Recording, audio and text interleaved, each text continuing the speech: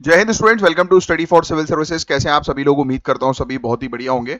So guys, आज है 11th of October 2025 और आज के करंट अफेयर्स को हम लोग कवर करने वाले हैं।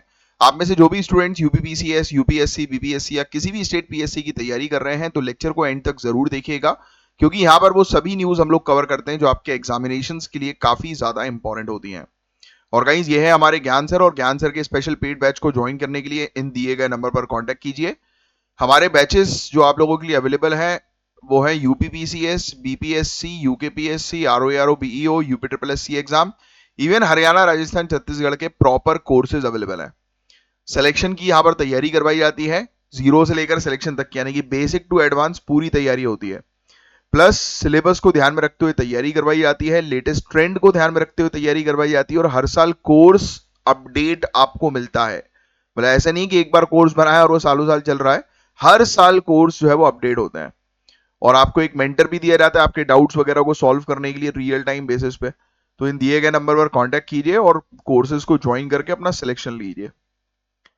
और ये है आज के टॉपिक्स, जिनको एक एक करके डिटेल में हम लोग कवर करने वाले हैं। बट देखो, एक एक करके टॉपिक्स को डिटेल में कवर करने से पहले थोड़ा सा मैं आपको आइडिया देता हूं कि हर एक टॉपिक के अंदर क्या है, जिससे कि टॉपिक को समझने में आपको आसानी होगी। सबसे पहले टॉपिक में हम लोग जो बात करेंगे, देखो यूरोपियन यूनियन का टॉपिक है ये।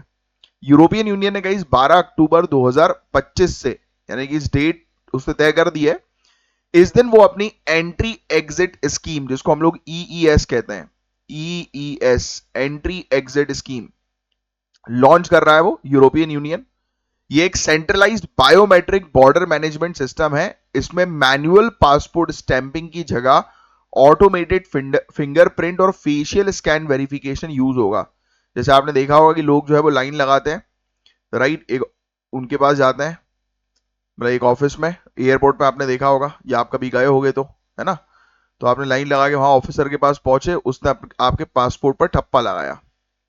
यस, यहां पर जो है वो क्या हो रहा है, यहां पर ये लोग बोल रहे हैं कि नहीं भाई, हम लोग ऐसा सिस्टम, एडवांस सिस्टम यूज करेंगे। अब यूरोपियन यूनियन भाई 27 कंट्री का एक ग्रुप है, आपस में लोग एक कंट्री से दूसरी कंट्री जाते रहे। जैसे इंडिया एक बड़ी कंट्री है, इंडिया के अंदर जैसे फॉर एग्जांपल हम लोग जो है वो मध्य प्रदेश से दिल्ली चले गए, उत्तर प्रदेश चले गए, उत्तर प्रदेश से जो है वो दिल्ली चले गए, उत्तर प्रदेश से जो है वो उत्तराखंड चले गए, है ना।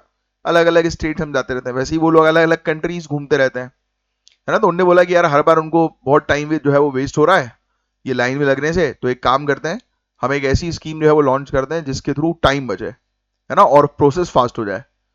तो ये बेसिकली ऑटोमेटेड फिंगरप्रिंट और फेशियल स्कैन वेरिफिकेशन से पासपोर्ट स्टैंपिंग करेंगे।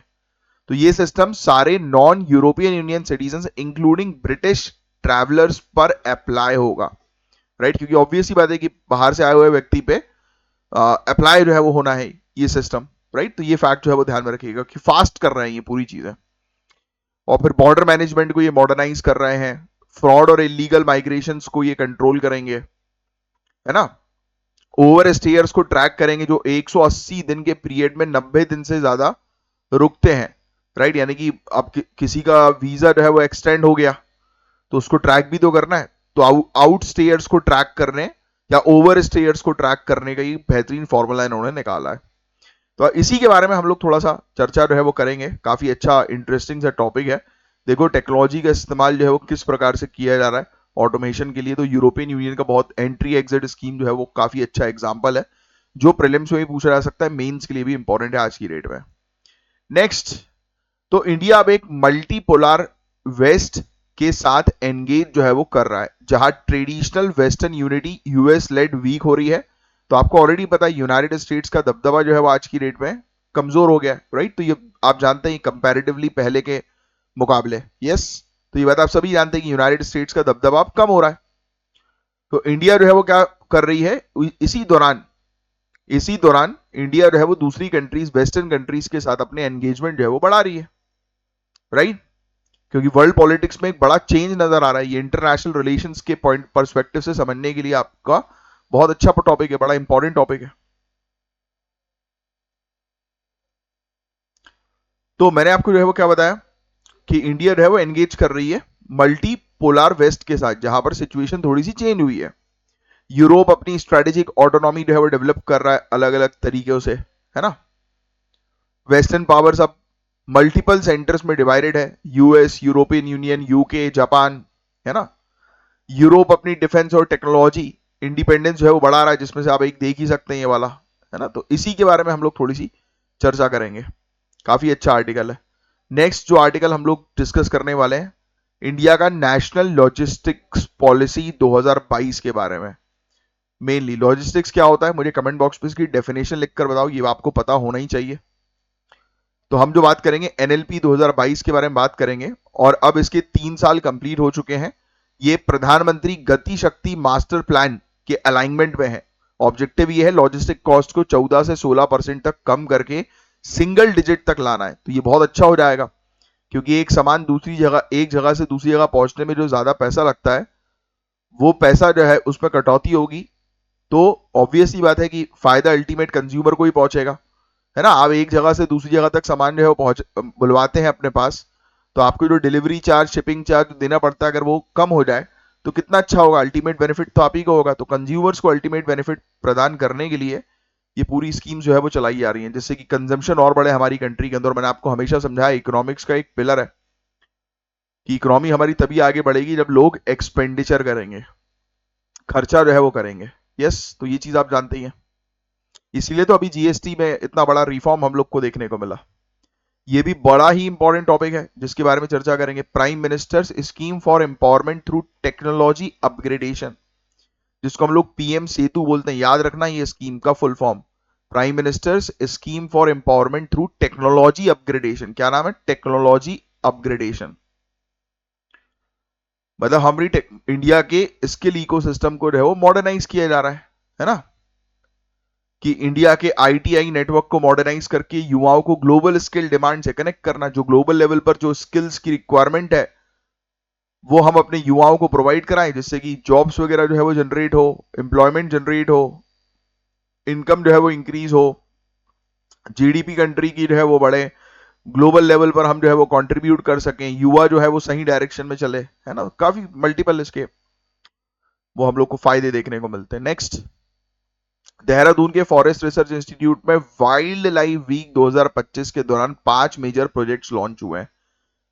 तो ये 5 मेजर प्रोजेक्ट्स के बारे में बात करेंगे, जिसमें प्रोजेक्ट डॉल्फिन का फेज 2 भी है, प्रोजेक्ट घड़ियाल भी है, ऐसे कई सारे प्रोजेक्ट है। टाइगर रिवर रेजुविनेशन प्रोजेक्ट भी एक हम लोग को देखने को मिल रहा है, तो इस पर भी हम लोग जो है वो चर्चा करेंगे। ठीक है, तो समझ गए आप लोग पूरे टॉपिक्स में क्या क्या चीजें हैं। तो आइए स्टार्ट करते हैं, बड़े ही बेहतरीन टॉपिक्स हैं।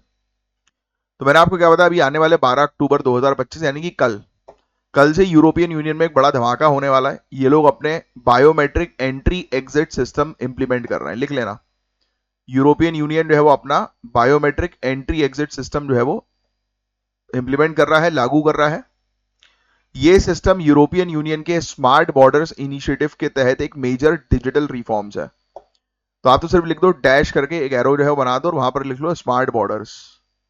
ये लोग स्मार्ट बॉर्डर्स बनाएंगे। तो ऑब्वियस ही बात है, स्मार्ट बॉर्डर्स है मतलब आपके दिमाग में क्लियर हो गई चीज है कि टेक्नोलॉजी वाली बॉर्डर्स तैयार कर रहे हैं। बॉर्डर मतलब का जिक्र कब होता है, जब कोई व्यक्ति जो है वो एंट्री एग्जिट कर रहा है ना। तो नाम सीजन में आ रहा है स्कीम की, तो आपको ज्यादा मेहनत करने की जरूरत नहीं नोट्स बनाने में इसके। अब सुनो, अब सभी जो भी नॉन यूरोपियन सिटीजन है इंक्लूडिंग ब्रिटिश ट्रैवलर्स, ये सब बताया जाता है कि शेंगन एरिया में एंट्री या एग्जिट करेंगे, उनके मैनुअल पासपोर्ट स्टैंपिंग की जगह ऑटोमेटेड बायोमेट्रिक वेरिफिकेशन होगा।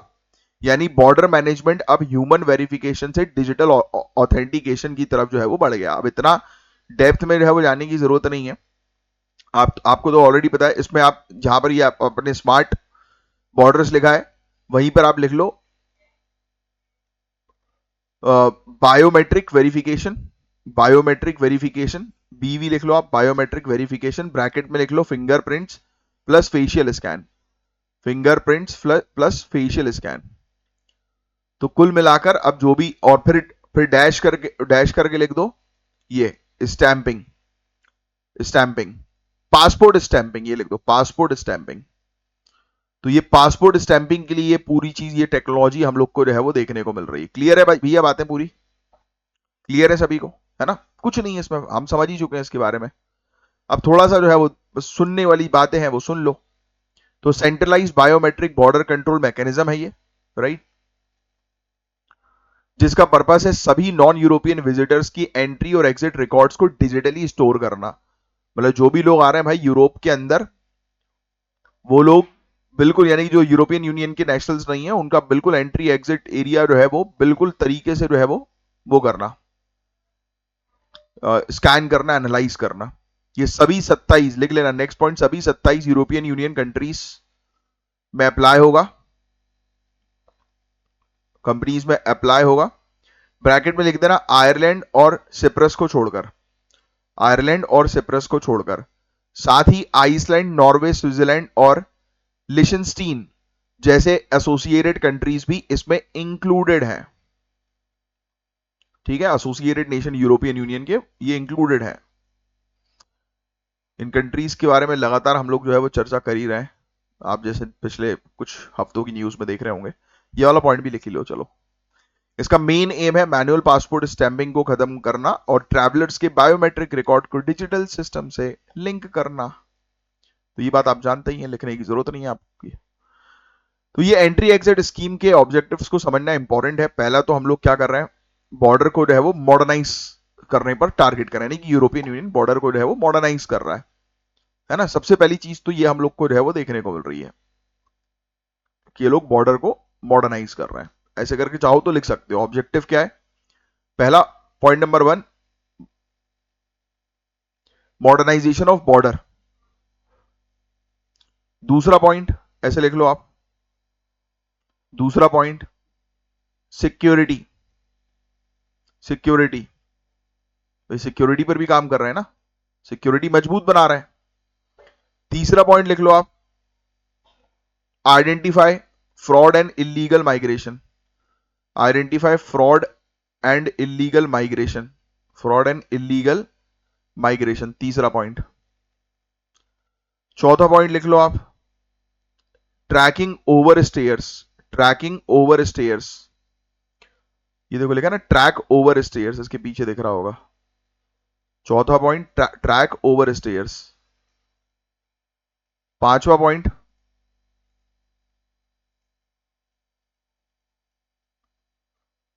Track over stairs. पांचवा पॉइंट लिख लो आप, लॉ इन्फोर्समेंट सपोर्ट, डेटा के जरिए वीजा फ्री ट्रैवल रूल्स और सिक्योरिटी रिस्क का एनालाइज करना, लॉ इन्फोर्समेंट सपोर्ट। ये 5 पॉइंट रहने दो, 4 पॉइंट ही लिख लो बस। पहले क्या देखा हम लोग, बॉर्डर को मैनेज करेंगे ये लोग, सिक्योरिटी बढ़ाएंगे ये लोग, और फिर ये हमने देखा फ्रॉड और इलीगल माइग्रेशन को जो है वो रोकेंगे। चौथा पॉइंट हमने देखा कि ओवर स्टेयर्स जो हम लोग को देखने को मिलते हैं उनको ट्रैक करेंगे, ओवर स्टेयर्स को। बस 4 पॉइंट्स आर इनफ। ठीक है, क्लियर। देखो ऐसे ऐसे नोट्स बनते हैं। हाँ, तो सभी नॉन यूरोपियन यूनियन सिटीजन्स पर ये लागू होगा, राइट। तो ये चीज आपने लिखी ली थी। फिर इसके अलावा पहली एंट्री पर फिंगरप्रिंट्स और फेशियल स्कैन्स रिकॉर्ड किया जाएगा, यानी कि जो भी व्यक्ति अंदर आ रहे हैं तो उनके फिंगरप्रिंट्स और फेशियल इमेज जो है वो ले ली जाएगी एंट्री करने पर। इससे ट्रैवलर का सिक्योर डिजिटल प्रोफाइल जो है वो बन भी जाएगा। ये लिखना नहीं है ना। जब ट्रैवल जो है वो शेंजन एरिया से निकलेगा, उसके रिकॉर्ड्स ईईएस डेटाबेस से वेरीफाई होगा, राइट। डिपार्चर पर भी मॉडर्नाइज मॉनिटर किया जाएगा। 12 साल से छोटे बच्चों के सिर्फ फोटोग्राफ्स लिए जाएंगे, फिंगरप्रिंट्स नहीं लिए जाएंगे, है ना। ये लिखने की भी जरूरत नहीं है। अब देखो ये सब चीजें करने के लिए कोई एक्स्ट्रा कॉस्ट नहीं होगा, रजिस्ट्रेशन फ्री ऑफ चार्ज है, बायोमेट्रिक चेक के लिए कोई पेमेंट नहीं देना पड़ेगा। यानी कि ये नई सर्विस दे रहा है तो उसके लिए ऐसा नहीं है कि कोई पेमेंट चार्ज करेंगे लोग, कोई पेमेंट नहीं है। फिर इसके अलावा डेटा सिक्योरिटी है, सारे बायोमेट्रिक और पर्सनल डेटा को सेंट्रल यूरोपियन यूनियन डेटाबेस में एनक्रिप्टेड फॉर्मेट में स्टोर किया जाएगा, यानी कि प्रिवेसी को ध्यान में रखा गया है। फिर इसके अलावा इसका इंप्लीमेंटेशन जो है वो धीरे धीरे करके होगा, अप्रैल 2026 तक ये हर जगह पर कर देंगे, हर बॉर्डर पॉइंट्स पर कर देंगे। अभी इन्होंने एक ही बॉर्डर पॉइंट अभी चूज किया है जिसके बारे में हमने बात करी थी, वो ज्यादा खास नहीं है, उसको लिखना, राइट। शेंजन कंट्रीज की जो है वो बात हुई है अभी। ठीक है, अब सुनो, आगे की जो है वो चर्चा करते हैं। अब देखो बायोमेट्रिक चेक्स जो है वो कहां पर होंगे, सवाल तो ये उठता है ना हमेशा, हम लोग को जो है वो देखने को मिलता है कहां पर होंगे। तो ऑब्वियस सी बात है कि लोग जो है वो कहां पर आते हैं, लो, एक मिनट रुकना, ठीक है, ऑलराइट। हाँ, अब देखो, airport, sea ports, train terminals, road border crossings, सभी जगह, यानी कि जहां पर भी हम लोग को देखने को मिलता है कि लोग कंट्री के अंदर एंटर कर सकते हैं, शेंजन एरिया में, मतलब यूरोपियन यूनियन के एरिया में जहां पर भी एंटर कर सकते हैं, उसके एंट्री पॉइंट्स जहां जहां पर भी हैं यूरोपियन यूनियन के, सिंपल शब्दों में तो ये मानो आप कि कोई भी व्यक्ति यूरोपियन यूनियन के अंदर कहीं से भी जब एंटर होगा तो उस एरिया पर हम लोग को जो है वो देखने को मिलेगा कि वो लगा दिए जाएंगे, है ना। ऑब्वियस ही बात है, एक कंट्री से आप दूसरी कंट्री में जब एंट्री मारते हो तब उस पर हम लोग को देखने को मिलता है ना कि भाई बॉर्डर चेक पोस्ट जो है वो लगा दी जाती है, तो बस वही वाली चीज है ये हर जगह। यूके में अब बट अभी भी धीरे धीरे करके हर हर एरिया पे इंप्लीमेंट करेंगे, स्लोली स्लोली, कभी एक एक बॉर्डर को पहले कवर करेंगे फिर दूसरे को, स्टार्ट तो ये लोग अभी कल से कर देंगे, बट पूरी जगह पर एक साथ इंप्लीमेंट नहीं होगा, धीरे धीरे करके जो है वो 2026 अप्रैल तक इंप्लीमेंट कर देंगे, कुल मिलाकर इनका कहना ये है। यूके में फ्रेंच बॉर्डर ऑफिशियल्स कंडक्ट करेंगे ईईएस रजिस्ट्रेशन डिपार्चर से पहले ही, समझ रहे हो आप, यानी कि पूरी चीज कुल मिलाकर, ये देखो ये लिखा हुआ है यूनाइटेड किंगडम अब यूरोपियन यूनियन का पार्ट नहीं है ना, इसमें फ्रांस जो है, फ्रेंच की बॉर्डर के ऑफिशियल्स ये ईईएस रजिस्ट्रेशन जो है वो कंडक्ट करेंगे अलग अलग पोर्ट में, ये भी आपके लिए लिखने की जरूरत नहीं है। ट्रैवलर्स को शेंजन एरिया में एंट्री के बाद दोबारा चेक नहीं करवाना पड़ेगा जब तक वो एग्जिट ना करें। देखो क्या होता है, मैं आपको चीज समझाता हूं, अब आपके दिमाग में ये चीज आ रही होगी कि भैया ये जोन क्या है यार, सर ये समझ में नहीं आ रहा जोन। यूरोपियन यूनियन टोटल कितनी कंट्रीज का ग्रुप है? 27, पहले 28 था ब्रेक्सिट से पहले, राइट, तो ये वाली बात आपको पता होगी। अब भैया जैसे कि हम लोग मध्य प्रदेश से उत्तर प्रदेश जाते हैं या उत्तर प्रदेश से बिहार जाते हैं, राइट, या फिर हम लोग जो है उत्तराखंड जा रहे हैं या दिल्ली जा रहे हैं, राइट, सपोज, है ना, कुछ भी, मतलब ये मान लो, तो क्या हम लोग को अलग से कोई वीजा पासपोर्ट दिखाना पड़ता है क्या? नहीं ना। क्यों नहीं दिखाना पड़ता? क्योंकि हमारे यहाँ का सिस्टम जो है हम लोग को देखने को मिलता है, ऑब्वियसली कंट्रीज नहीं है, स्टेट्स है ना, स्टेट्स में भी हम लोग को वो नहीं शो करना पड़ता है वीजा वगैरह जाने के लिए, because India is the union of state, article 1, technically भी पता होनी चाहिए चीजें आपको, है ना, सिर्फ बातें बोलनी नहीं है। अब सुनो, तो ये चीज है। अब यूरोपियन यूनियन क्या है? डिफरेंट कंट्रीज का ग्रुप है, कितनी कंट्रीज का ग्रुप अभी बताया मैंने? 27, है ना। अब ये छोटा छोटा है भाई, छोटी छोटी सी कंट्रीज हैं, इतनी छोटी कंट्रीज हैं कि हमारी एक स्टेट से भी छोटी हैं कंट्रीज।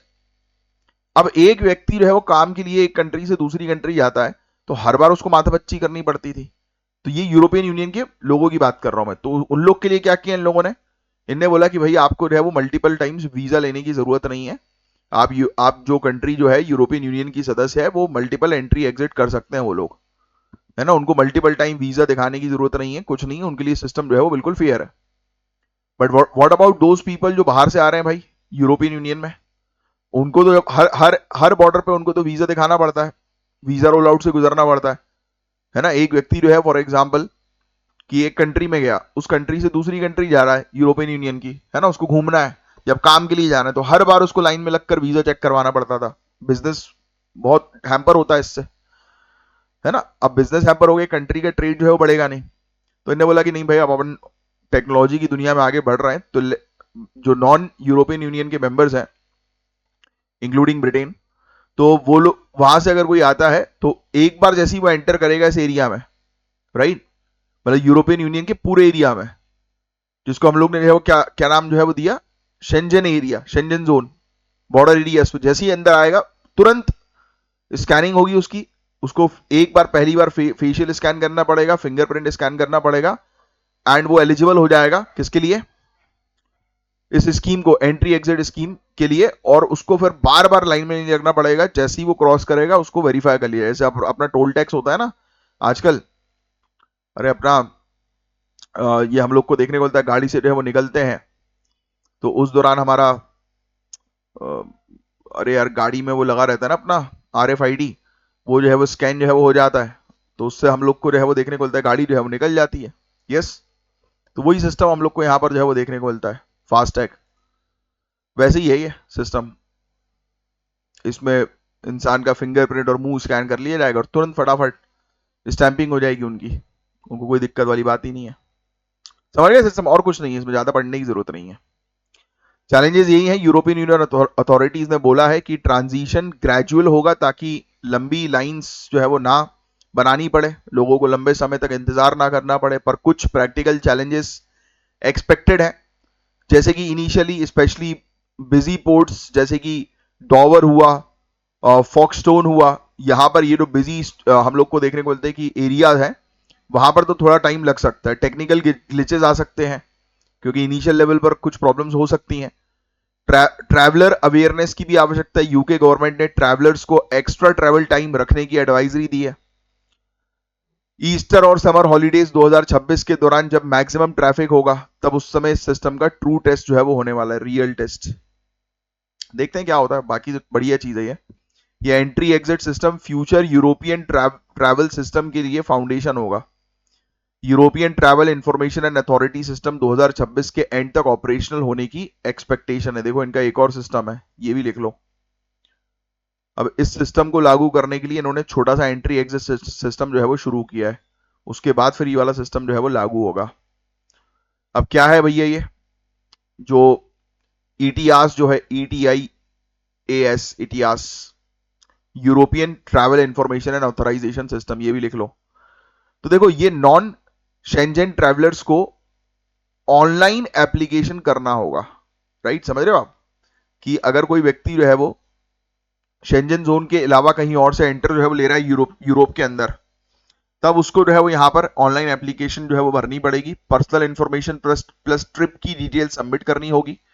20 जो हम लोग को यूरोस जो देखने को मिलते हैं उसकी इनकी फीस जो है वो लगेगी, 20 यूरोस की ऑथराइजेशन फीस लगेगी। 3 साल का परमिट वैलिड किया जाएगा। मतलब ये थोड़ी चीजें और जो है वो आसान करेंगे।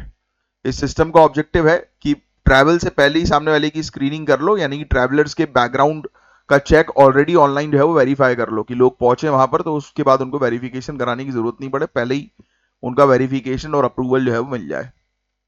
तो ये जो एंट्री एग्जिट सिस्टम है वो मैंने आपको बता ही दिया, सिक्योरिटी बढ़ा गई। देखो 4 फैक्टर्स तो मैं आपको पहले भी लिखवा ही चुका था कि इसका फायदा क्या है, याद आ रहा, नोट्स में भी मैंने आपको लिखवाए थे थोड़ी देर पहले, वो यहीं पर फिर से रिपीट है ना। तो अच्छा है ये ना ही सिर्फ बॉर्डर को कंट्रोल करेगा बल्कि डेटा भी मेंटेन करवाएगा, है ना। मॉडर्नाइजेशन का सिंबल बन सकता है ये, कि बॉर्डर एरियाज पर हम लोग मॉडर्न टेक्नोलॉजीज का उपयोग करके कमाल कर सकते हैं। नेक्स्ट, देखो यार आज के टाइम में ग्लोबल पॉलिटिक्स में एक मेजर चेंज चल रहा है, आप सभी लोग जानते हैं, ये टॉपिक सुनने वाला है, ठीक है। हम बात कर रहे हैं मल्टीपोलर वेस्ट की, क्योंकि आज की डेट में वेस्टर्न कंट्रीज जो है वो इंडिपेंडेंट भी हो गई हैं कुछ, और उनका पावर शिफ्ट हो गया है। पहले यूनाइटेड स्टेट्स जो उनको चलाता था, आज की डेट में यूनाइटेड स्टेट्स खुद वीक बैठा हुआ है, तो वो लोग या तो उन्होंने आपस में अपने ग्रुप्स बना लिए हैं या फिर किसी दूसरी कंट्रीज के साथ अलाइन कर लिए। लेट से चाइना के साथ उन्होंने अपने टर्म्स, अपने रिलेशन जो है वो बढ़ा दिए, जो उनके रिलेशन पहले यूनाइटेड स्टेट्स के साथ थे। गेटिंग? तो ट्रेडिशनली वेस्ट एक यूनिफाइड ब्लॉक था जो यूनाइटेड स्टेट्स की लीडरशिप में था। जब भी बात होती थी वेस्ट की तो हम किसकी तरफ देखते थे, यूएस की तरफ देखते थे भैया, पोस्ट वर्ल्ड वॉर सेकेंड के बाद। बट अब उस एक पोलार लीडरशिप में शिफ्ट हो रहा है। अब ये मल्टी पावर सेंटर्स बन रहे हैं, जैसे कि यूरोपियन यूनियन अपने आप में एक पावरफुल सेंटर बन गया, यूके अपने आप में पावरफुल सेंटर बन गया, कम ऑन यस, जापान अपने आप में एक पावरफुल सेंटर बन गया, और यूएस तो है ही भैया, जो पहले यूएसए का मतलब इन सबको लीड करता था, अब ये लोग यूएसए से अलग हो गए। तो इंडिया की फॉरेन पॉलिसी इस चेंजिंग सिनेरियो में अपनी जगह बना रही है। आप देख रहे होंगे कि हम यूके के साथ भी अपने डील्स एग्रीमेंट जो है वो कर रहे हैं, यूरोपियन यूनियन के साथ भी डील्स एग्रीमेंट जो है वो कर रहे हैं, और भी दूसरी यूरोपियन कंट्रीज के साथ भी हमारी डील्स एग्रीमेंट चल रही है ना, डिप्लोमेटिक विजिट्स हो रही हैं। तो इंडिया इस फॉरेन पॉलिसी जो चेंज हो रही है उस दौरान इंडिया अपनी जगह बना रहा है ना, स्ट्रेटेजिक ऑटोनॉमी और मल्टी अलाइनमेंट दोनों को मेंटेन कर रहा है कि भाई हम अपने इंटरेस्ट के लिए भी काम करें, और साथ ही साथ इन लोग के बीच में जो भी प्रॉब्लम्स हुई हैं उससे हमें लेना देना नहीं है, हम सभी के साथ अपने रिलेशंस बनाएंगे। अब सुनना, अभी हुआ क्या, हम लोग को जो है वो क्या चीज, ये चीज तो आपके जो है वो समझ में आ गई कि हम लोग को देखने को रहा है क्या क्या चीज हो रही है। अब कुछ चीजों के बारे में मैं आपको समझाता हूं, जैसे कि हमारे ऑनरेबल प्राइम मिनिस्टर की बात, ब्रिटिश प्राइम मिनिस्टर की बात करें पहले तो, चलो तो ब्रिटिश प्राइम मिनिस्टर ने जो है वो क्या किया था, अभी हमें देखने को मिला कि इंडिया के अंदर जो है वो विजिट किया, अभी लेटेस्ट कुछ समय पहले की बात है, बॉम्बे में इनका विजिट हुआ था। इंडिया ने यूरोपियन फ्री ट्रेड एसोसिएशन के साथ ट्रेड और इन्वेस्टमेंट एंगेजमेंट की है, ये बात भी आप जानते हैं। यूरोपियन यूनियन के साथ भी हमारे नेगोशिएशन चल रहे हैं। तो ये सब इंडिया के यूरोप के साथ रिलेशनशिप को जो है वो बता रहा है और प्रूफ कर रहा है कि इंडिया सिर्फ एक पर्टिकुलर कंट्री के साथ, एक वेस्ट के साथ अपने रिलेशन नहीं बना रही है, बल्कि ओवरऑल हर एक कंट्री को जो है वो अप्रोच कर रही है, राइट। क्योंकि इंडिया इस चीज को जो है वो समझ चुकी है कि यूएसए का रोल अप डाउन हो गया है, तो हमें इंडिविजुअली कंट्रीज के साथ अपने रिलेशनशिप बनाने पड़ेंगे। तो ये आर्टिकल उसी चीज पर स्ट्रेस दे रहा है ना। तो ये एक बड़ा सिग्नल है कि यूरोप का रोल इंडिया की फॉरेन पॉलिसी में रैपिडली ग्रो कर रहा है, क्योंकि कुछ पॉइंट्स हमने जो है वो देखे हुए हैं ऑलरेडी। इंडिया और यूरोपियन यूनियन के बीच में जो नेगोशिएशंस हो रही हैं, ब्रिटेन के साथ इंडिया की नेगोशिएशन हो रही है, अभी तो हुई भी है, अभी 4000 से ऊपर की डील हुई है, जिससे रिलेटेड मैंने अभी एक रील बनाई थी, होपफुली आपने देखी हो। ठीक है, पहले जो है वेस्टर्न यूनिटी यूएसए लीड करता था, स्पेशली नाटो वगैरह के थ्रू, है ना भाई। नॉर्थ अटलांटिक ट्रीटी ऑर्गेनाइजेशन बोलते हैं ना, USA led North Atlantic Treaty Organisation, उसके थ्रू जो है ये लीड करता था। तो अब ये यूनिटी जो है वो खराब हो गई है ना। Multiple independent centres of influence जो है वो उभर रहे हैं। यूएसए का दबदबा, इन्फ्लुएंस जो है वो थोड़ा कमजोर हो गया है बिकॉज ऑफ उसकी पॉलिसीज, है ना। लोगों को उसकी भी चाल जो है वो समझ में आने लगी कि अंकल सैम हमेशा अपना फायदा देखते हैं। और दूसरा पैसा, भाई पैसा जो है वो सबसे ज्यादा पावरफुल होता है, ये चीज हमेशा याद रखिएगा, क्योंकि ये पावर शिफ्ट जो है वो करवा देता है। जैसे चाइना ऊपर आया तो उसने पावर शिफ्ट करवाया। यूरोप चाहता है अपनी डिफेंस, इकोनॉमी और टेक्नोलॉजी में इंडिपेंडेंस यूएसए से, ऑब्वियसली चाहेगा ना। यूरोप थोड़ा ना बोलेगा कि भाई हर बार मैं यूएसए की बात क्यों सुनूं यार, अगर चाइना भी जो है मुझे अच्छी चीज दे रहा है तो मैं चाइना के साथ रिलेशन बनाऊं, वाई ओनली यूएसए। ये सवाल कब उठा, जब यूरोप जो है वो पावरफुल हुआ, और वो धीरे धीरे होता है। नेक्स्ट, कॉन्टिनेंटल लीडरशिप अब ऑटोनॉमस यूरोप की डायरेक्शन में मूव कर रही है। अब हम पूरे कॉन्टिनेंट को जो है वो नहीं देखते, हम कंट्री वाइज भी स्पेसिफिकेशन जो है वो देखते हैं। ये चीज चल रही है इंटरनेशनल लेवल पर।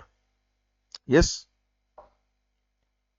अब वेस्टर्न ब्लॉक में मल्टीपल हब्स हैं, यूएसए, यूरोपियन यूनियन, जापान हुआ, है ना, यूके हुआ, हर एक अपनी डिस्टिंक्ट ग्लोबल रोल जो है वो प्ले कर रहा है। तो ये चीज फ्रेगमेंटेशन हो गया, मतलब टूट गया है वेस्ट।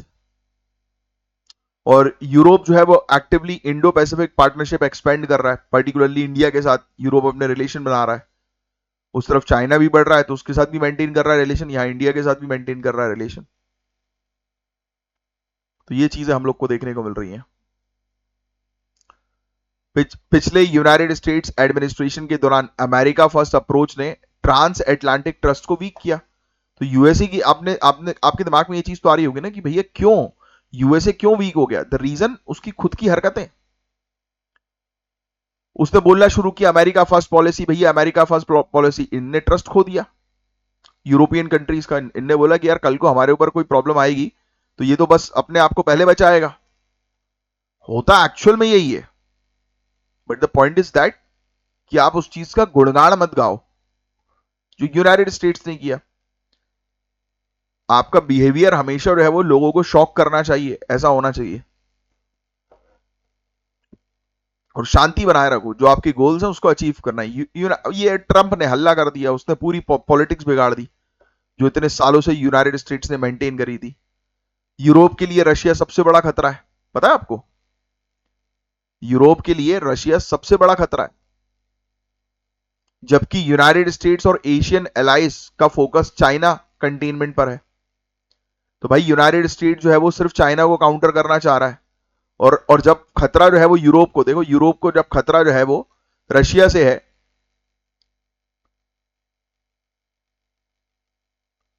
कई केसेस में, कई एंगल से, क्योंकि रशिया भी उनके क्षेत्र को कंट्रोल करता है। तो जब ये देख रहे हैं कि यार यूएसए तो सिर्फ चाइना के पीछे लगा हुआ है, अभी रशिया की बात करता है बट कम करता है, तो उनका ट्रस्ट डेवलप नहीं हो रहा। और ये सब वजह वही है, जेलेसी।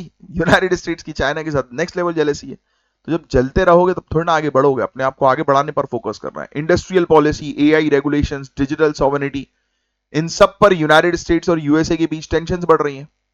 हर एक मैटर को देख लो आप। यूनाइटेड स्टेट्स के अंदर जो कल्चरल डिवाइड्स हैं नेशनलिज्म और लिबरलिज्म का, वो यूरोप में भी सेम चीज देखने को मिल रही है। कुछ ग्रुप जो है उनको आजादी चाहिए, कंप्लीटली फ्रीडम चाहिए, कुछ लोग जो है वो नेशन की बात करते हैं, मतलब एक यूनिफाइड अप्रोच नहीं है। रशिया यूक्रेन वॉर के बाद यूरोप अपनी डिफेंस स्पेंडिंग और इंडस्ट्रियल सेल्फ रिलायंस बढ़ा रहा है। इसने बोला कि नहीं भाई, कल को यूनाइटेड स्टेट्स ने हाथ खड़े कर दिए तो भाई मुझे तो अपने आप में मजबूत बनना पड़ेगा ना। इसलिए ये सब इंटरनेशनल रिलेशंस की चीज सिखाती है कि आप किसी के ऊपर भी परमानेंटली डिपेंडेंट मत रहो। कभी भी कोई अगर हाथ खड़े कर देगा ना आपके सामने तो बस गेम ओवर हो जाएगा आपका। तो बस इंडिया जो है वो अपनी फॉरेन पॉलिसी कुछ इसी प्रकार से बना रहा है, अलग अलग कंट्रीज के साथ खेल रहा है, रिलेशंस मेंटेन कर रहा है, क्योंकि उसको पता है कि भाई फ्रेगमेंटेड अप्रोच है, अगर हमने नहीं खेला तो कोई और खेल जाएगा और हमारे अगेंस्ट हो जाएगा। तो इंडिया एक ब्रिज बन सकता है, एक अगर लार्जर पर्सपेक्टिव पे देखें तो ग्लोबल साउथ और ग्लोबल नॉर्थ के बीच में, जो कि है एक्चुअल में है। और वेस्ट के चाइना से डीकपलिंग के बाद ट्रेड और इन्वेस्टमेंट के नए एवेन्यूज इंडिया के लिए खुल रहे हैं, क्योंकि चाइना भी जो है हमें देखने को मिल रहा है कि चलो ठीक है, कहीं ना कहीं कंट्रीज को पता है कि चाइना के ऊपर ट्रस्ट करना भी एक रिस्क है, बट इंडिया एक बिग ब्रदर ट्रस्टेड कंट्री जो है वो बन रहा है। और अभी हमारी जो स्कीम चल रही है आत्मनिर्भर भारत वगैरह, तो हम एक बड़ा मार्केट यूरोप का जो है वो कैप्चर कर सकते हैं। तो ये बड़ी अपॉर्चुनिटीज है हमारे लिए, हालांकि रिस्क भी है, सिर्फ अपॉर्चुनिटी नहीं है, रिस्क भी है भैया। इंडिया तो अपना रोल मेंटेन तो कर ही रहा है हर जगह, G20 क्वाड। रिस्क कैसे है मैं आपको बताता हूं। देखो, वेस्ट अगर डिवाइडेड रहा, मान के चलो, तो चाइना रशिया जैसे ऑथोरिटेरियन पावर्स के खिलाफ कोऑर्डिनेटेड रिस्पॉन्स कमजोर हो जाएगा। क्योंकि अगर आपको जो है वो लड़ना है तो आपको एक साथ होकर जो है वो लड़ना पड़ेगा किसी पावर के अगेंस्ट। अगर आप डिवाइडेड रहोगे तो आप कभी नहीं लड़ पाओगे, क्योंकि आप कमजोर रहोगे, है ना। बट टीम की तरह काम करोगे तो सॉलिड रहोगे। तो ये एक बड़ा रिस्क है। दूसरा रिस्क देखो यार, इंडिया की डिप्लोमेटिक कैपेसिटी पर प्रेशर आ सकता है। एग्जाम्पल कि हम जो है वो मल्टीपल कंट्रीज के साथ जब रिलेशन बनाते हैं ना, तो कई बार कोई सोचता है कि यार ये तो यार सभी के साथ रिलेशन अपने अच्छे बना रहा है, किसी एक का जो है ये बन के नहीं रह रहा है, सभी का बन के रह रहा है। तो ये क्या होता है कि वर्ल्ड पॉलिटिक्स में जो है ये प्रॉब्लम्स भी क्रिएट कर सकता है। बट हालांकि अल्टीमेटली वर्ल्ड पॉलिटिक्स जो है वो सल्यूट उसी को करती है जो पावरफुल है, जो कि आज की डेट में हमें है। फिर स्लो रिफॉर्म्स हो रहे हैं, ये भी इश्यूज हम लोग को देखने को मिल रहा है, वही ब्यूरोक्रेटिक हर्डल्स वगैरह कई बार। और इवन ग्लोबल एनवायरमेंट भी आप देखो, कहीं पर कुछ टेंशन हो रही है, कहीं पर कुछ टेंशन हो रही है, उसके कारण चीजें जो है वो डिले होती हैं। तो यस, हमें जो है वो इंडिया ने नॉन अलाइनमेंट से मल्टी अलाइनमेंट की तरफ शिफ्ट किया। क्वेश्चन ये बन सकता है, पता है आपसे, आपसे पूछा जा सकता है कि पहले हमारा नॉन अलाइनमेंट का ऑब्जेक्टिव था, आज की डेट में हम लोग मल्टी अलाइनमेंट पर फोकस कर रहे हैं कि अलग अलग कंट्रीज के साथ जो है वो एंगेजमेंट कर रहे हैं। इसलिए तो आज की डेट में अलग अलग बायलेटरल ट्रीटीज हम लोग को देखने को मिल रही हैं, एग्रीमेंट्स बायलेटरल लेवल पर देखने को मिल रहे हैं, कंट्री टू कंट्री लेवल पर इंडिया के कई ज्यादा। तो ये चीजें हैं, एक अच्छा अच्छा आर्टिकल था ये, मतलब समझने के लिए इंटरेस्टिंग था। नेक्स्ट, लॉजिस्टिक के बारे में सभी लोग जानते हैं, हमारा सामान एक जगह से दूसरी जगह पहुंचना चाहिए। तो इंडिया के लॉजिस्टिक सेक्टर में अब एक साइलेंट रेवोल्यूशन चल रहा है, बहुत तेजी से काम कर रहे हैं ना हम लोग। 2022 में नेशनल लॉजिस्टिक्स पॉलिसी लॉन्च की गई थी, आपको याद हो तो, ये पॉलिसी है ना। इसी पॉलिसी के बाद तो बिल्कुल रोड में बेहतरीन काम हुआ, क्योंकि हर एक चीज इंटर रिलेटेड है। अब उसके 3 साल कंप्लीट हो गए। इस पॉलिसी को डीपीआईआईटी, ये है DPIIT, ministry of commerce and industry के अंडर आती है, इन्होंने इंप्लीमेंट किया था और डायरेक्टली अलाइन करती है पीएम गति शक्ति नेशनल मास्टर प्लान के ऑब्जेक्टिव के साथ। आप देख रहे हो ना भाई कि रोड्स वगैरह कितने तगड़ी तरीके से बनाए हैं गडकरी साहब ने, फास्टैग वगैरह पर कितनी तेजी से काम हुआ पिछले कुछ सालों में। क्यों? क्योंकि हमें अल्टीमेटली हमारा जो शिपिंग कॉस्ट है उसको हमें कम करना है। अब ये गोल आप लिखिएगा, ठीक है। पहला, रिड्यूस करना है लॉजिस्टिक कॉस्ट को, रिड्यूस करना है लॉजिस्टिक कॉस्ट को, मेन गोल ये है। ब्रैकेट में आप लिख लो, अभी जो चल रहा है वो 14 से 16% जीडीपी का चल रहा है कॉस्ट। अभी जो चल रहा है वो 14 से 16% जीडीपी का कॉस्ट चल रहा है। इसको हमें जो है वो कम करना है, रिड्यूस करना है, सिंगल डिजिट पे लेके आना है। जो हमारा शिपिंग का जो कॉस्ट है वो सिंगल डिजिट पे लेके आना है। नेक्स्ट, इंडिया का लॉजिस्टिक्स परफॉर्मेंस इंडेक्स रैंकिंग को इंप्रूव करना, ये लिख लो, इंडिया की लॉजिस्टिक परफॉर्मेंस इंडेक्स रैंकिंग को इंप्रूव करना।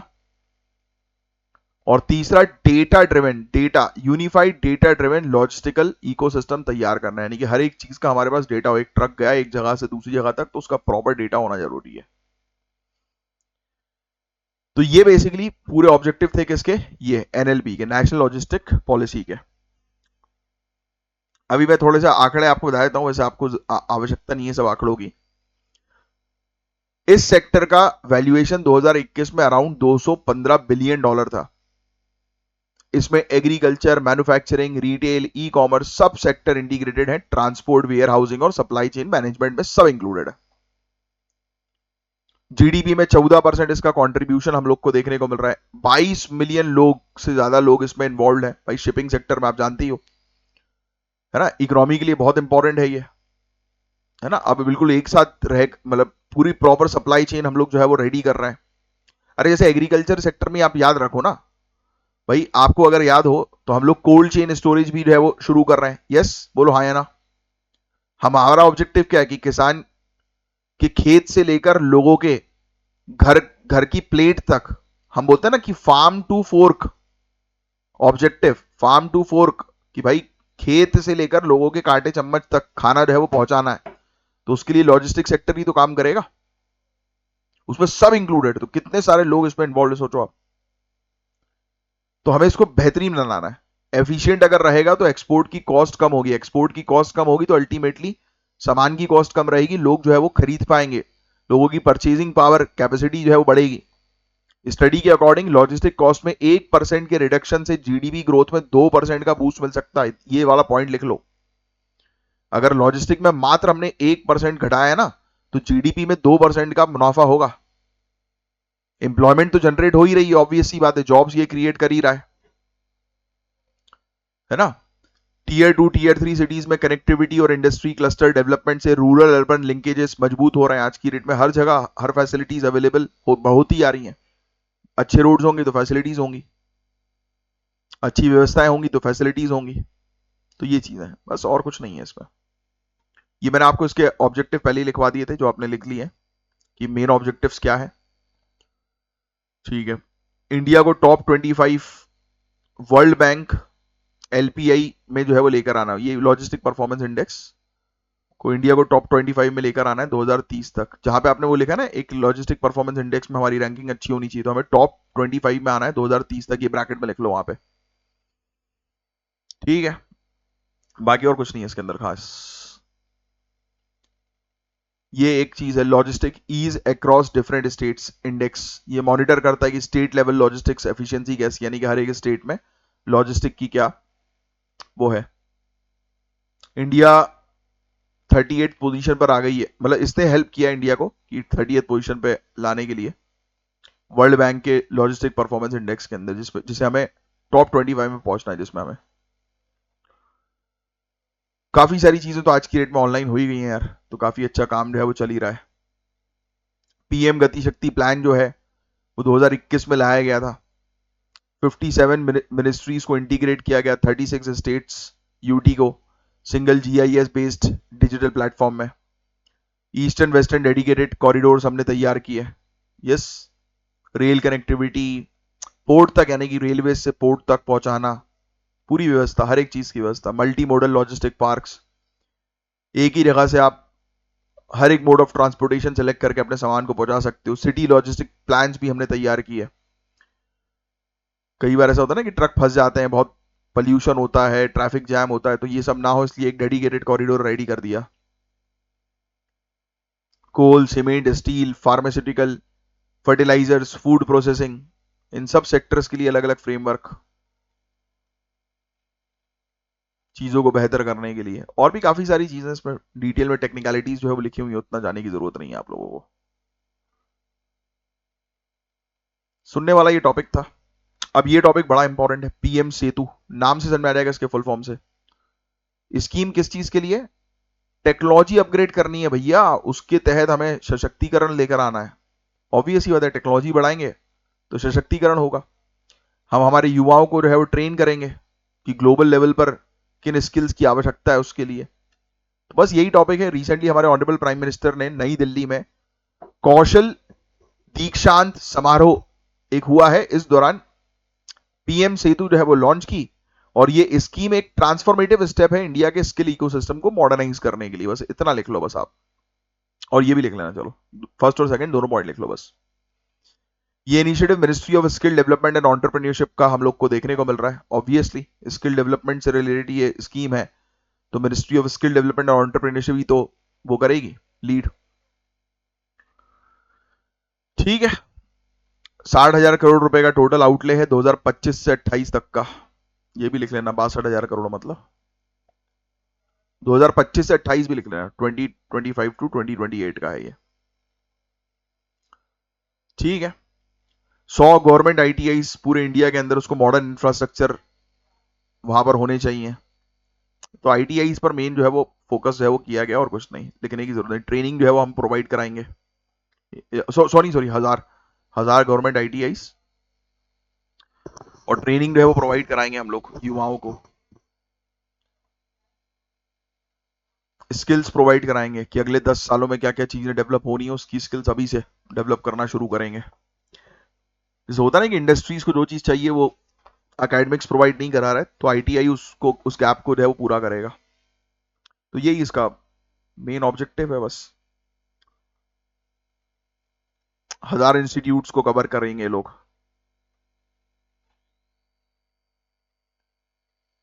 ठीक है, और कुछ नहीं है इसके अंदर।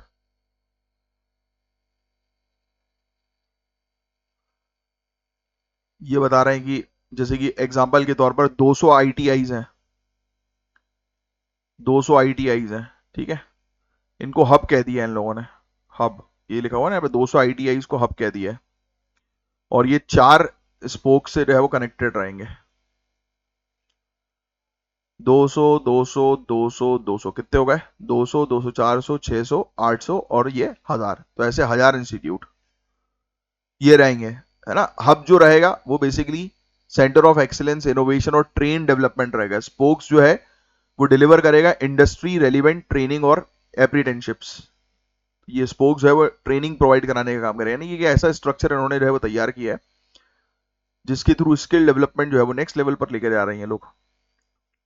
स्मार्ट क्लासरूम्स होंगी, डिजिटल लर्निंग टूल्स होंगे, मॉडर्न मशीनरीज होंगी, सिमुलेशन लेबोरेटरीज होंगी, इनोवेशन एंड रिसर्च सेंटर्स होगा आर&डी के लिए, प्रोडक्ट डेवलपमेंट के लिए।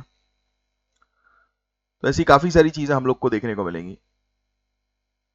ठीक है, मैन्युफैक्चरिंग, एग्रीकल्चरल, हॉस्पिटैलिटी, रोबोटिक्स, इन सब एरियाज पर ये काम करेंगे। ठीक है, बस प्रॉपर तरीके से इंप्लीमेंट हो जाए वही बढ़िया है, वो मेनली इंपॉर्टेंट है। ऐसी तो 50 चीजें जो है वो आती रहती है, implementation is the main issue. ये बात आप जानते हैं कि स्टूडेंट ने लिखा भी था कि यूपीआई में इंप्लीमेंटेशन प्रॉपर नहीं हो रहा है। Yes obviously. ठीक है, अक्टूबर का पहला हफ्ता जो है इसमें पूरे देश में वाइल्ड लाइफ वीक 2025 सेलिब्रेट किया गया। लिख लेना भैया, October first week wildlife week 2025। Dehradun के फॉरेस्ट रिसर्च इंस्टीट्यूट में एक मेजर इवेंट ऑर्गेनाइज होता है जहां यूनियन एनवायरमेंट मिनिस्टर ने इंडिया के वाइल्ड लाइफ प्रोटेक्शन को नेक्स्ट लेवल ले जाने के लिए 5 इंपॉर्टेंट कंजर्वेशन प्रोजेक्ट शुरू किए हैं। Very important, 5 important conservation project शुरू किए हैं, और ये सब इनिशिएटिव इंडिया के कमिटमेंट टुवर्ड्स बायोडायवर्सिटी प्रोटेक्शन की, हम जैव विविधता को संरक्षित करने वाले हैं, तो उसको जो है वो सुनिश्चित करते हैं। अब ये इंपॉर्टेंट क्यों है भाई? क्योंकि मैं आपको बहुत क्लियरली बता दूं, यहां पे आप देखोगे तो इंडिया दुनिया के मेगा डाइवर्स कंट्री में से एक है, ये बात आप जानते हो, है ना। पता है आपको, सिर्फ 2.4% ग्लोबल लैंड एरिया है हमारा, मात्र 2.4%। इसके आंकड़े यहां पर दिए होंगे शायद, हमारा लैंड एरिया मात्र नहीं दिए शायद। हमारा लैंड एरिया कितना है चाहो तो लिख सकते हो, जो मैं आपको बता रहा हूं, मात्र 2.4% हमारा लैंड एरिया है पूरे दुनिया भर में। ज्योग्राफी में ये चीज पता होनी चाहिए आपको। इंडिया में 8 ग्लोबल स्पीसीज डाइवर्सिटी मिलती है, 8%। इंडिया में 8% डाइवर्सिटी जो है वो पाई जाती है। समझ रहे हो आप? इतने कम एरिया में इतनी ज्यादा जैव विविधता, काफी सारी स्पीसीज हैं, बर्ड्स की यानी फ्लोरा की, फौना की। बट प्रॉब्लम है, हैबिटेट लॉस अभी भी हो रहा है। हम लोग उनके जानवरों के घर को खत्म करके अपने लिए रोड, ब्रिजेस, ये सब चीजें बना रहे हैं। बस यही चीज है। अब ये 5 प्रोजेक्ट कौन से हैं भाई, बस इन प्रोजेक्ट के नाम लिख लो आप। प्रोजेक्ट डॉल्फिन, अब ये इनिशिएटिव गंगा और दूसरे रिवर सिस्टम्स में फ्रेश वाटर डॉल्फिन के प्रोटेक्शन के लिए है। ये बात आप जानते हो, स्पेसिफिकली पढ़ने की जरूरत नहीं है ना। इसका फेज 1 जो है वो, उसमें पॉजिटिव रिजल्ट्स के बाद अब इसका फेज 2 हम लॉन्च कर रहे हैं, तो ये पूरी चीज लिख लो। फोकस एरिया रखा इनने गंगा, चंबल, ब्रह्मपुत्र, महानदी, कम्युनिटी के बीच में अवेयरनेस क्रिएट की जाएगी। एक नया इनिशिएटिव है project sloth bear. Sloth bear हमारे यहाँ पे जो भालू पाए जाते हैं ना, उनका मेजोरिटी पॉपुलेशन इसकी मध्य प्रदेश, छत्तीसगढ़, महाराष्ट्र में पाई जाती है और सदर्न घाट्स में स्लॉथ बियर की, उससे उसको भी प्रोटेक्ट करने के लिए इनिशिएटिव लेकर आ गए ये लोग। फिर प्रोजेक्ट घड़ियाल। घड़ियाल प्रोजेक्ट पहले भी था शायद, क्रोकोडाइल के प्रोटेक्शन के लिए लॉन्च हुआ है। घड़ियाल नहीं था, मैंने पता नहीं कहा, तो सुना तो है प्रोजेक्ट घड़ियाल पहले भी। ये मुझे नया तो नहीं लग रहा है, पुराना ही लग रहा है। घड़ियाल को प्रोटेक्ट करने के लिए चंबल, गंडक, महानदी नदी में पाए जाते हैं घड़ियाल, पता है आपको। नदी को भी ये क्लीन करने पर फोकस कर रहे हैं, क्योंकि ऑब्वियसली बात, इनके हैबिटेट को प्रोटेक्ट करेंगे तो स्पीसीज प्रोटेक्टेड रहेंगी। फिर centre of excellence on human wild life conflict, अभी एस्टैब्लिश किया गया एक centre, Salim Ali centre for ornithology and natural history, SACON, Coimbatore में। कोयम्बतूर भी ध्यान में रखेंगे आप, साकॉन, कोयम्बतूर। यहां पर इन्होंने एक सेंटर लेकर आए। अब ये सेंटर के अंदर अब ये मिलकर एनालाइज करेंगे कि भाई ह्यूमन वाइल्ड लाइफ कॉन्फ्लिक्ट को कैसे रोकें, ये सब चीजें, डेटा जो है वो पूरा रेडी जो है वो करेंगे। फिर आखिरी जो आया, टाइगर भी बचे नदी भी बचे initiative, tiger outside tiger reserve, ये कंसेप्ट है, लिख लो ये बस, बाकी और कुछ नहीं है। इंडिया के अंदर 70% दुनिया की वर्ल्ड टाइगर पॉपुलेशन है, ये बात हम जानते ही हैं। Tiger outside tiger reserve project national level initiative है, ministry of environment, forest and climate change का, नेशनल टाइगर कंजर्वेशन अथॉरिटी का। टाइगर जो टाइगर रिजर्व के बाहर रहते हैं तो उनको भी तो प्रोटेक्ट करना जरूरी है, तो उससे रिलेटेड ये ऑब्जेक्ट इसका वो है, बाकी और कुछ नहीं है इसके अंदर। प्रोजेक्ट डॉल्फिन मैंने आपको बता दिया, स्लॉथ बियर, प्रोजेक्ट घड़ियाल, ये एक सेंटर जो है वो ओपन करना है, तो स्पीसीज के प्रोटेक्शन के लिए एक अच्छा टॉपिक है। अब रेड सी से रिलेटेड ये क्वेश्चन का आंसर आप दो, वीडियो को पॉज करो, ट्राई करो आंसर देने की। कैसे बनी रेड सी, पूछा गया है पहले क्वेश्चन में। बिल्कुल सही जवाब, टेक्टोनिक एक्टिविटीज के कारण बनी है। नेक्स्ट भैया, वन ऑफ द हॉटेस्ट और सॉल्टीएस्ट सी है, क्योंकि हाई इवापोरेशन और मिनिमल फ्रेश वाटर का इनफ्लो इसके अंदर होता है। हॉटेस्ट है, कोल्डेस्ट नहीं है, और बहुत ज्यादा सेलाइन वाटर है इसके अंदर, तो ये दूसरा स्टेटमेंट गलत था। तीसरा पढ़ो, तो रेड सी जो है, यस यार, स्ट्रेटेजिक मैरीटाइम रूट है, ये यूरोप को एशिया के साथ कनेक्ट करती है स्विस कैनाल के थ्रू, बिल्कुल सही है। Next, mobile Congress, India mobile Congress 2025 क्या है भाई ये। 2025 एडिशन इंडिया मोबाइल कांग्रेस का जो थीम है, इनोवेटिव टू ट्रांसफॉर्म, जो कि 5G, 6G, AI और क्वांटम टेक को रिफ्लेक्ट करता है, बिल्कुल सही। इंडिया मोबाइल कांग्रेस, मोबाइल नाम से में आ रहा है, तो हम लोग को नई टेक्नोलॉजी पे आगे बढ़ना है ना, तो उसी के लिए है बस ये, ठीक है। दूसरा इनकरेक्ट है, इसको जॉइंटली ऑर्गेनाइज किया गया है DOD के द्वारा, और और भी कुछ के द्वारा, मतलब सिर्फ DOD नहीं, और सोली यहां पर रहता है तो डाउटफुल रहता ही है, तो ये गलत है, ठीक है। इसके अंदर 1.5 लाख विजिटर्स थे, 150 से ज्यादा कंट्रीज के लोग शामिल थे, तो बिल्कुल सही था ये कांग्रेस में। ये मेंस का क्वेश्चन है, ट्राई करो इसका आंसर देने की। रेड सी के सिग्निफिकेंस, इसके महत्व से रिलेटेड क्वेश्चन है, और ज्ञान सर के पेड कोर्स को आज ही ज्वाइन करो। अच्छा, कल एक और लेक्चर आएगा आपके पास, कल संडे है, क्योंकि 5 टॉपिक्स हमारे पेंडिंग है, तो वो कल मैं आपके कवर कराऊंगा। चलिए मिलेंगे हम लोग नेक्स्ट लेक्चर में, तब तक के लिए bye bye, take care, have a great day, जय हिंद, जय श्री महाकाल गाइस।